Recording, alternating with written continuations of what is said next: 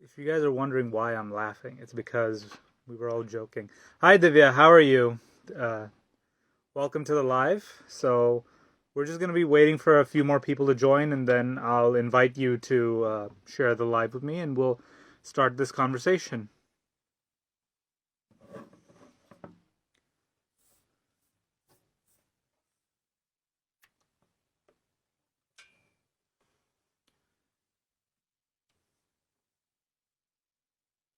Thanks.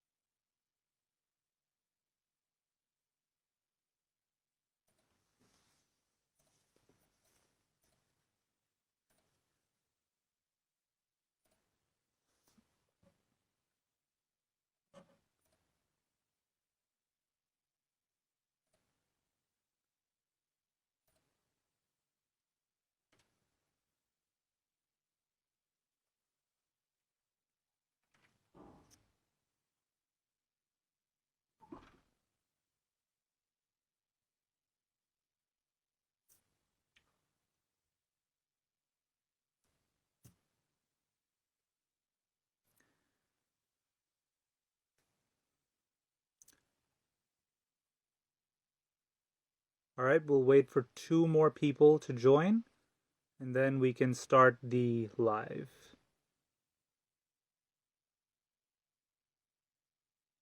All right, okay. It seemed like there were enough for a second. Hey, Anusha. Hey there, Anusha. Inside jokes, inside jokes. All right, Divya, I'll invite you. Let's get started with the live. More people will join eventually, and for those of your followers and our followers who possibly, because of time constraints might miss the show, they can always check it out later on our platform. So I'm just going to extend an invitation to you right now. There we go.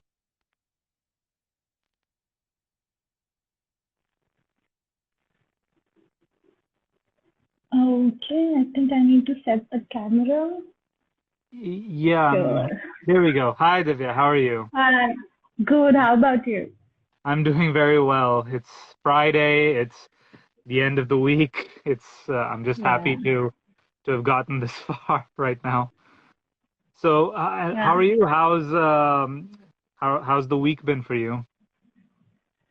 Usual Usual. roller coaster ride with Yes. the daughter, lots of homework at 3, which I'm trying to comprehend how is it, Okay. and work, yes, and all of Yeah. that just going as usual. So your daughter isn't on summer holidays right now, or? No, they're going to start, Okay. so she's not on holidays yet. I'm happy Uh, about that so far. No, the reason I ask is because, funnily enough, we just the other day actually started a podcast about mothers and motherhood and, working moms. Wow. So one of the episodes, our host, she brought her two sons with her to the studio, and the first episode was her basically having a conversation with her boys, and she told me that their summer holidays had just started, so I just assumed that everyone was on summer holiday now. That's just so incredible, how to utilize the time and build an exposure for your children alongside do what you Exactly. want to do. Yeah. Yeah, and she wants Hi, she wanted her Saleha. kids to she wanted her kids to Yeah. really learn podcasting and, try it out as a cool summer holiday thing that they could talk about when they got back. And it Yeah. was a fun time. Fun was had.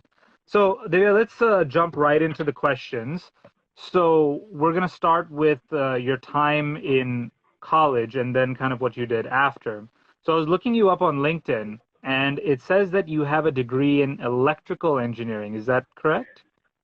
Yes. Yeah, because I had the exact same reaction when I saw that.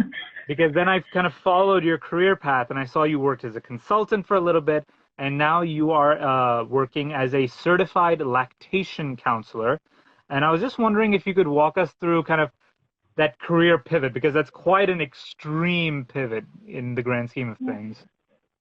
Yeah. I think I took up engineering just because my father wanted me to be an engineer, like every other child from the Yeah, 90s. And I thought probably I would start liking it on the way. right. But I was apprehensive, and it did, I didn't have to like bury it along the way. So after that, I joined Tata as an assistant software engineer. Thereon, I moved on to Landis as as a software analyst, testing meters and everything. And a part of me always wanted to have a creative space. So back when I started my job, I kind of had a blog wherein I was trying to interview people even then. And I was thinking about it today, right before our conversation, that, that's where the interviewing actually in person started. So it was Right. about inspiring people who were not the unsung heroes, really, Hmm. who haven't really found a platform yet. So it was about that. And I wrote as a freelance children's story writer back in college. And so a side of me always was involved in the creative, parallel space. And then when I became a mother, I was already working, and around, the motherhood experience was really, really profound for me. The early motherhood time was very turbulent. I Right. was under postpartum anxiety, and I speak about it quite openly. And probably that was the reason I started the podcast, to speak about the emotional well being of mothers and even fathers for that matter, um, during this transformative phase, and how the society lacks the kind of support that is required to give to parents. And thereon, I started the podcast. Along the podcast, I had a lot of questions that I asked educators and experts. And I realized probably I want to do this. I want to be a lactation counselor. I want to be a birth educator. I want to really make some on the ground, provide some on the ground support right here. So yeah, along the podcasting journey that happened. Okay. And I'm just kind of curious because I see nowadays a lot of people kind of starting in one place education-wise, and then, they start doing a whole different field. And I've always found, and in India, I remember when my parents were talking to me about that, and I was like telling them, I want to do this or I want to do that. And they'd be like, you can't just suddenly move into doing that. And I feel like the times have changed. But I was just curious, what was the process to get certified as a lactation counselor, and how did the fact that you didn't have any sort of basis in counseling, psychology, and because you started in engineering, how did that happen? What was the process to firstly get into the door to get certified, and then what was the process to get certified? Yeah, and you'll be amazed to know that a lot of these counselors, that a lot of these birth professionals out there became birth professionals after they experienced motherhood or fatherhood, or the kind of profound experience and the questions they had. They all opted for these channels thereafter. So there are these organizations, three in the world, Kappa, ICEA, and there is Lamaze, that Right. trains mothers and whoever wants to join this space, and provides them with the education, and you get your timeline to self-study. It's a self-paced program, and then you take the examination, and therein you become certified and learn along the way. Yes, there is a lot of medical stuff that you need to learn, and thankfully I had biology in class 12 to my aid. I could understand a little bit. So that way it did help. Yeah. Okay. No, So that's it is open great. to everybody, probably, if I answer you uh, to the exact question. Right. Well, I sadly dropped biology before 11th standard, so I might not have that basis. But I was actually when I was telling my own mom when I arranged the interview with you, I told her that you were this lactation counselor, and she kind of had this kind of reaction where she was like, "Wow, she had the back in my day response where it was a very kind of more straightforward of a process." And she commented on how there's such a great evolving support system now in terms of the whole birth process, helping pre-birth, prenatal care, during, and then, of course, after with postpartum and things like that. So, um, how important would you say that having people who understand the importance of counseling, the importance of educational awareness, and things that you're doing through your podcast, just how important would you say that is in terms of something that has a process that has been around since man in the form of birth? So a lot needs to be done in the birth area, and there's a movement that is going on worldwide. We might think that birth is natural, birth is just how it happens, but we have drifted apart from what our instincts actually how birth happens. We've drifted apart. We rely on medical aid. It's absolutely happening in a system that is not supportive of the natural instincts of a woman or anybody, to be very inclusive, who wants to give birth, who is capable of giving birth. So worldwide, there is a movement going on, and we'll see along the line in the next 10 years how birth evolves. And you must have heard, whenever we talk about parenting, whenever we talk about motherhood in the media, how birth is usually shown as a very something that is very tormenting, something that is very tormenting for the mother. Oh my God, she has to sacrifice so much. Yet there is a spark that comes from somewhere, and the motherhood is glorified. Oh my God, she feels for it, but that doesn't happen.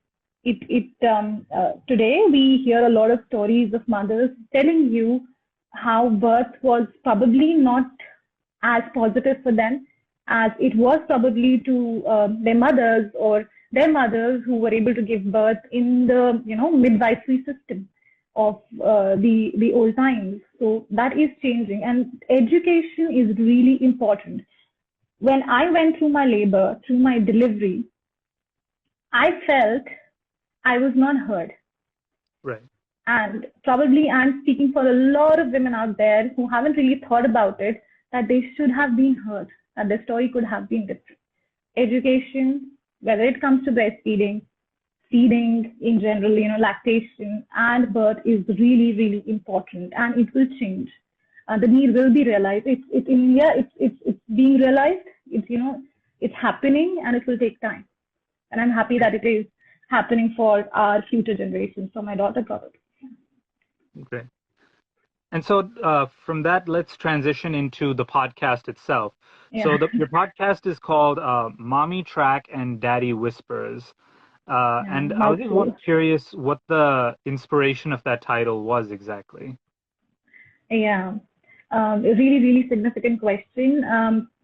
Back in time when I started the podcast, the season 1 is all about the emotional well-being of parents, parenting, how the dynamics changes between a husband and a wife with the entry of a baby, a new family member, and all of that. Because I was feeling everything right then. So it was mommy track. So mommy track is a term which is usually used how women after they become mothers are treated at their workspace with respect to the fact that probably they don't have equal wages, they are being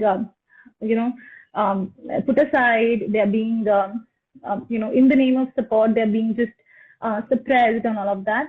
But for me, mommy track was really about the track of a mother, and Daddy Whispers was about, usually parenting is a lopsided affair. So when I say equal parenting, I don't want to call it equal.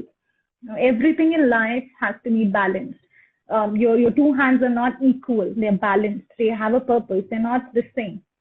So I do not follow equal parenting. I follow balanced parenting. So Daddy Whispers is actually the support and the participation of fathers and partners to be inclusive in that entire parenting space. So that was the inspiration. So I had fatherhood episodes. I still have fatherhood episodes as part of the seasonal themes on the podcast. Okay. So that was the inspiration. Yeah. Fantastic. Fantastic. And so when you started the podcast, what was your setup like? Because obviously, a lot of people who start, even nowadays, many of them, their first plan is to just start recording on their computer or start recording on their phone. And then obviously there are people on the kind of more established end of the spectrum who have established setups, with the microphones and audio interfaces and all that kind of technology. So when you started your podcast, what did it look like for you when you were recording? It was simple, but I did buy a microphone before I started. So I read about podcasting. I actually took a LinkedIn course on podcasting. Oh, Made wow. notes, read about what is the format, how do you script the episodes, how do you make sure that the start gets the person towards the end, and all of the basics of podcasting I learned on LinkedIn. And so I ordered a basic microphone that they said were the 3 basic microphones. These were the editing tools that are out there. So I got that microphone and the laptop, and I still have that as my basic setup, the laptop and the microphone. Right. I have progressed in terms of using the software a bit better now, and in terms of having a windshield and all of that. So it's pretty simple still. Great. But it's always, it's people talk about it's not always the importance of the machinery, but it's about how you use the machinery and what you bring in terms of the creativity and the passion. So obviously with your podcast, you talk to experts, you talk about, all these issues, you bring mothers into the equation, fathers into the equation. When you are sitting down with someone and you are, or before you sit down with someone, what is the process for you when devising what to ask them or how to conversate with them? Because obviously you might have the knowledge of the topic at hand, but obviously to get that knowledge out of someone is obviously a challenge. So what is your process for a great interview? I think like a nerd, I read up there as well. So I read up on, there are the kind of questions you ask. There are questions that are personal. There are questions that are related to the topic. And how do you get to the personal questions? How do you make the person comfortable? So I read up on all of these things. I go back. I usually do bring people I already know, have been following on Instagram and all of the places for some time, and I know that for sure that this is the purpose or the output of my episode that I'm gonna do with them. But I do go at length and look into their episodes, if they've already done, what have they done, what is the kind of work they do. And for the topic specifically, I do go up into research to understand what's happening on that particular topic right now, so that if somebody is a doctor, somebody is a counselor, they're already having clients. So I really want to talk about what is happening with the client, so that there's an aspect of relativity. But it's tough, yes, because a lot of jargons are involved, and it's important to research. I don't really call it research because research is it's important to study the person. It's important to study the episodes that you want to do and what do you want to really want out of that, and to actually have a small conversation with the person. So sometimes when I write those mails to those people, I write it with the personal touch. I talk about my story so that they come back and tell me about theirs. So it has happened that some of the guests have actually written about their stories to me before the episode. So it gives me, a basis to start with. Right. And when obviously you're talking about topics that are fairly sensitive when it comes to general conversation, is there ever at all, do you have to feel like you have to be careful about not crossing any lines, or do you feel that there are no lines. They have to be crossed to, make it okay to talk about these things normally? I do think about it all the time, and that's a very important question for something in the healthcare space specifically. But you can't really always think about on the basis of how do you balance. Of course, you do try and balance, and I do try, and as an educator, it is my job to talk about both the sides of the coin and not really bring in my personal biases. But how do I come across and create a connect unless I tell them about myself, unless I am authentic, unless I tell them where I am coming from, why am I an educator? So yes, you do try and balance. Always bring in the second, side of the coin. Always put out a disclaimer sometimes, but you have to be really authentic to who you think, and sometimes say what needs to be said to get the message across. It's important, yes, but sometimes I'm always balancing, but I sometimes let it be.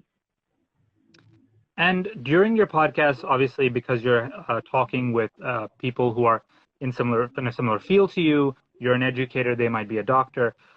So do you feel that it's better in these kind of situations to have more of a conversational style of podcast, or a more sort of interview based where it's a little bit more formal?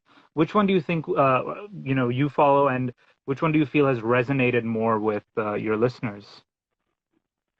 I usually do an educational based interview. So it may be conversational, but it still very, very well sticks to the concept, because the entire podcast is based on education. So I particularly stick to education, but I do get your point when you're saying that when it's conversational, the message gets across much, in a much better way. So I haven't really made it entirely conversational. I do try and bring in conversations about fathers, about what happens in the family, what kind of clients do you see. So I always try and keep a balance, but yes, it's more on the education side. And even when it comes to bite-sized pregnancy series, it is more on the education, but I do bring in storytelling. Sometimes I'm telling about, what used to happen back in the days when midwifery was there. And all of that. But I do bring in surveys because I have to back what I'm saying with evidence, because otherwise you'd say, I'm making all of this up, because what I'm saying is such a huge psychological aspect, which is not so rampant in the society. You don't see those kinds of births very, very, evidently. So I have to bring stories. So on that part, I also do these birth stories on an audio platform that's Mensa, to really bring them out those positive stories of birth in the form of experiences of people, so that it is more understood. And that is what I want to do on the podcast also, bring birth stories. And these birth stories, are they are they the person themselves who's telling the story, or is it you telling their story for them? They telling their own stories. Okay. Without me really trying to give in anything. How they feel about it, they'll tell you. Yeah. I imagine these are quite powerful things to listen to for a lot of people. And these are short things, you said. So how long are they normally? So the birth stories, Mensa, the platform that I use, usually keeps it to 20 minutes, and I think that's just about enough. And for the pregnancy series, that is 10 minutes, 10 to 15 minutes at max. And the seasonal episodes, they are, when I'm talking to an expert, they usually go about 35, 40 minutes. I usually break them up into parts. Yeah, that tends to be kind of the podcasting kind of sweet spot that we've found in our experience. Yeah. So actually, I did have one question that I was a little hesitant to ask, but my curiosity is getting the better of me a little bit. On your website, you have a quote, like right at the top, that says, "We are animals giving birth in unnatural circumstances." I'll admit I was quite thrown off by that quote. So are you quoting someone, or is it your quote? And could you explain that quote a little bit? Yeah. I think this is my quote, what I generally feel. And why I feel like that is because the way we are birthing, birth is a physiological affair. So imagine you kind of want to go to a party Right. and you want to dress up in a way that's comfortable. You are a kind of person, you want to dress up and you're comfortable, and somebody tells you, oh no, that doesn't look good. Oh, that will not serve the purpose. Oh, no, that's not how you're going to go there. So you would be put off. Now, no matter what you do, try and do what's right, what you're being told, you won't be comfortable. So it wouldn't really make you happy as a person, or you wouldn't really be able to, if the purpose of going to the party is to communicate, you may not be able to communicate as well. So similarly, for birth, what happens is your environment is the key to helping your hormones work. So when we say birth is natural, and we are almost always talking about the fact that why is it that it's not happening in the most natural way? Why does one need to really have so much support? And why are we always talking about something will go wrong? Because we really aren't in an environment that supports a woman's birth hormones or a person's birth hormones to be inclusive. Now, when I say that, birth hormones are supported when you are not fearful, when you aren't really, when somebody is not on your head talking about, you gotta push, or you're not supposed to walk, or you just lie down where you lie down. I don't care if it hurts there, if it hurts there, or there's nothing that we can do about it, or we need to monitor the baby, or we need to check the baby all the time. Oh, now I think something has really gone wrong, and we need to do something. Or a lot of women in the hospital sometimes, in the hospital setup, the nurses are not very supportive. If there are intimate examinations, if the women are not comfortable, they're not heard. I mean, I'm a human being. I don't like it. At least hear me out, or be as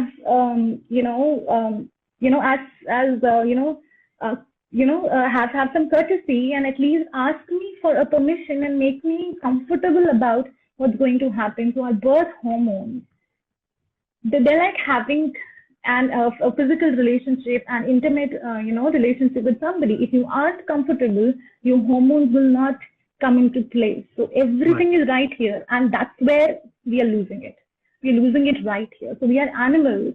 In the natural world, birth is a private affair. We as animals, if there's a cow who's giving birth, who'll stay in a corner, will be in tune with the birth hormones. If she sees a lion, her labor will get stopped, will stall, because now she's scared and her body knows how to survive. So the labor will stall, and when she goes and finds a safe space where she's not fearful, then is when her labor will progress. So, that is where we are losing the entire plot. So the support system that's out there, it's not really listening to women or, people who are giving birth. That is where we need to bring the change. I see. That is actually I am able to explain. No, I totally understood that, and it was just my understanding of it was completely different. But I totally get what you're saying about how we're making the process of birth a little unnatural and a little scary, I guess. And a lot of people who I've talked to who have had children, they've all talked about how, the process itself can be very scary, even though the end is a very rewarding experience. But if we could make the process itself also something that they can go through feeling heard, feeling comforted, feeling like they're in good hands, obviously it would be better for everyone. But so thank you for explaining that quote a little bit. It's nice to get some clarity on that. But coming back to the podcast, you've done multiple seasons now of your show, and you've done many episodes. What would you say was the biggest lesson you learned as an educator and as a podcaster? That is to niche down. I'm sorry? And that's like niche down. So it's a niche. Niche. Yeah. It's to niche down, to really break down your podcast into, even constricted, purpose. So right now I have parenting is an area that I have. but I really want to let go of that or minimize the amount of, the scale of that, because I really want to talk about birth. And so it's important to do that because then you are very clear on your audience.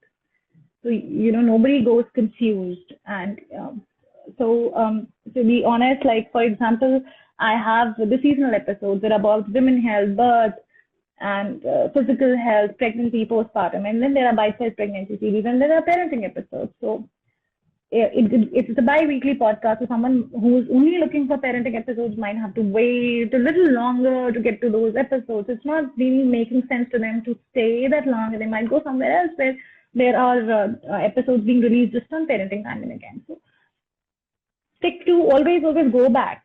Once you're doing something, you stick to your own idea. Okay, I'm doing this. I think that's how I want to do this. It's close to me, and that's where I started on parenting. But always go back to your audience. What do you really want to talk about? What do you want out of your podcast? And as a birth educator, as a lactation counselor, I want to talk about birth. I want to talk about the overall perinatal phase, minus the parenting that comes much later. I mean, in the sense that the later phases of parenting. Right. So And go back. And that's such good advice for people because I feel like everybody's so kind of scared of, talking about something that they might be genuinely passionate about because it is such a small kind of niche subject. And just to kind of build listenership, they talk about as broad a topic as they can. And speaking of topics that are kind of gaining steam, I've noticed that there have also been a lot of podcasts recently about in a similar field as yours, about motherhood, about parenting, about the whole process of bringing a child into this world. Uh, and I feel like those podcasts are now taking the place of, the books that used to exist, where people would, read about all the processes about how to have a good birth in a book. Do you feel that the podcasts that are existing nowadays, yours included, do you feel that they're an improvement of the books, or as someone who turned to books when starting her own podcast, do you feel that the books still have a place in this whole process? I think books. I think books would still have their own place. When it is a podcast and when it's episode on episode, I think it's a very intimate affair. So some of my episodes are really I'm talking to somebody, and I want to include you. Now that somebody is you, and I'm envisioning that I'm in a room sitting across a table, like you and I talking right now, and I'm talking to you. So I personally try and project it, and it is that person to me when I'm talking to you, because it has to be a safe space, right? When I'm talking about birth, it's a very private affair. And when we're talking about anxiety and all of that, stuff, and books are that. But I think podcasting can still take its own different, as an intimate conversation between two people, like friends talking or friends listening to each other and have that kind of a connection over the audio. And books might have that kind of an effect, but I think it's still different. I'm not able to explain how different it is, but it would still be different. Books will have their own place, Sure. and podcasting will have its own place. Sure. And Divya, the final question that I have here. So whenever we, even in my case, when we're looking at guests for any kind of show that we are making, the whole outreach process is obviously sometimes it can be very hit and miss, where sometimes someone might not have the time to sit down for an interview, or they might not have the technology to, or they're not in the same country. Was there ever a guest that you really wanted on your show that just sadly didn't pan out, or is there a dream guest that you would hope one day you will get to talk to as part of your show? Yeah, many. I haven't really reached out to a lot of the guests that I really want on the show, and there are people whose books I'm reading currently so that I can have them on. So there was one, but I don't really get down with it because I have so many people. So I think I'm more passionate about the purpose of the podcast than really sticking to who comes on. But I do have people that I want to bring on, and I haven't really reached out to those people that I would really be disappointed. Oh, I couldn't get that person on. So I haven't really gone that extent to send a mail to them, probably because I'm preparing. I'm I not see. wanting to miss it yet. Right. Yeah, it's a scary prospect when you're just about to write them an email or something, and you're just on tenterhooks waiting to hopefully they say yes. It's that tension is quite something. But Divya, Yeah. thank you so much for saying yes to coming on this podcast, this show. It's just been Thank absolutely you. illuminating listening to you. I've learned so much, and I'm sure all of the listeners will definitely be wishing that they could have listened to this live, those who see it later. And I'm sure that our guest, our podcaster, who I'd mentioned at the start of this interview, who has her own motherhood podcast, I'm sure she would actually love to reach out to you to be on her show as well. And as we mentioned, how scary that process can be, since I'm talking to you right now, I figured I might as well ask for her. Is this something that you'd be interested in coming on more podcasts as a guest about motherhood? Ab- yeah, absolutely. I would love that. Thank you so much for having Absolutely. me. Yeah, Yeah, it it was was so wonderful great talking talking to to you. you. Great. Yeah, same Thank you here, so much, likewise. Divya. Thank you so Yeah, much. take care. Have a great evening and a good You weekend. you too, Divya. Yes, good. Have a good weekend as well. I hope you and your kid have some fun. Yeah, thank you. Take Thank care. you. Take care, everyone. Thank you for joining me. All right.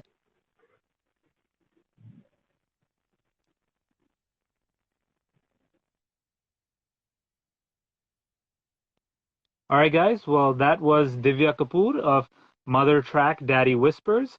Uh, Thank you so much for those who tuned into the live.